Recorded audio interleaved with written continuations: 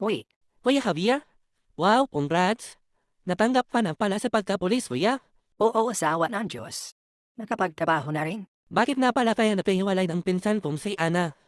De siguro kami para sa isa't isa. Alam mo kasi, kasalan niya ngayon? Ano? Ang bilis naman. 9 months pa lang kami naghiwalay. May kapalit agad ako. Oo, Kaya pala. Tika, saan pa siya ikapasal? doon sa St. Joseph Cathedral, kuya. Mamaya alas 3 yung seremonya. Ang balita ko, buntis daw si ate. 3 buwan, Buntis? 3 buwan? kaya pinapasalan siya ng bagong boyfriend na. Akin yun. Kailangan ko siya makausap ngayon na. Sige ha. Mrs., mag-upisa na tayo ha? Dahil may bibinyagan pa ako sa kabilang barangay. Ano bang pangalan ng bibiruin niyo? Tiga ang dasal. Pagka kayo ng pinagpawintis niya. Aba iyo, mali yata ang simbahan na napasok mo. Binyag ito, binyag.